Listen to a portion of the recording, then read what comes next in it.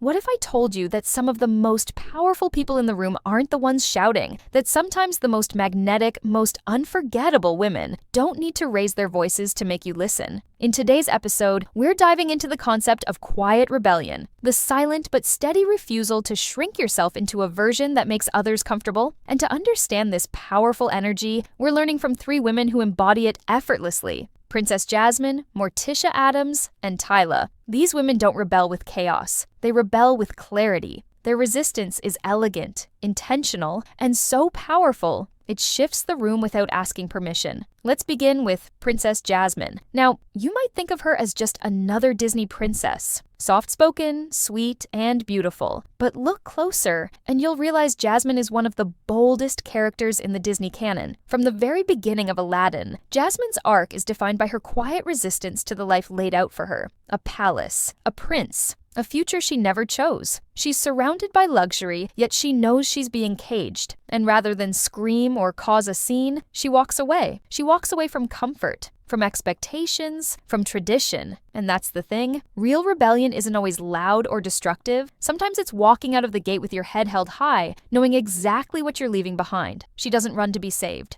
She escapes to be free. And even when she's underestimated, she doesn't explain. She shows. Jasmine's strength is in her unwavering belief that her voice matters, even in a world designed to silence her. And over again, she proves it does. Not with force, but with quiet, persistent conviction. Next, we shift to someone entirely different, yet strangely similar: Morticia Addams. Let's be honest. Morticia is the last person you'd expect to be magnetic. She doesn't dress to please, she doesn't follow trends, she doesn't smile to make you comfortable, and yet people are obsessed with her. Why? Because Morticia moves through life with complete self-possession. She never rushes, never apologizes, never conforms. She speaks softly, but every word lands. She's elegant, mysterious, grounded. While the world spirals in pursuit of approval, Morticia already knows who she is. And that, right there, is rebellion. She shows us that femininity doesn't have to be bubbly or performative. It can be still, intense, unapologetically different. Morticia doesn't need to be loud to be in control. She commands attention with her presence, not her volume. In fact, her stillness is what makes her so powerful. Because when a woman like Morticia enters a room, you feel it,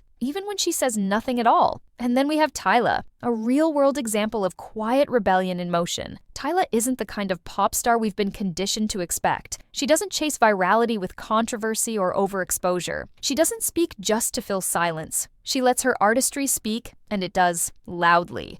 Her hit Water took the world by storm not because it was loud or brash, but because it was intentional, infectious, and so unapologetically her. Every movement, every look, every note feels thought out, not manufactured, but refined. And off stage, she's calm, controlled, almost reserved. But that doesn't make her small. If anything, it makes her larger. Because Tyla knows something most people don't. When you trust yourself fully, you don't have to prove anything to anyone. You don't have to beg for attention. You become the attention. In a world that rewards people for being the loudest in the room, Tyla is rewriting the rules. She's proof that you can ascend without losing yourself, that you can be quiet and still command the moment. So what do Jasmine, Morticia, and Tyla all have in common? They're not loud, they're not aggressive, they're not trying to be liked. They are simply themselves. And in doing so, they embody the most magnetic kind of power, authenticity without apology. They don't beg for permission, they claim space, gracefully. They're not afraid to say no, walk away, or be misunderstood, because their value isn't up for debate. It's not reactive, it's rooted. This is what quiet rebellion looks like: saying no without explanation, refusing to perform for approval, walking your path even if no one claps for it, trusting your stillness when the world tells you to scream. It's wearing what you love even if it's not in. It's honoring your boundaries, even if it makes others uncomfortable. It's choosing peace over performative drama. It's holding eye contact when someone tries to shake your confidence, and not blinking. Quiet rebellion isn't weakness. It's self-respect in its most powerful form. So if you've ever felt overlooked because you weren't the loudest, the flashiest, or the most dramatic,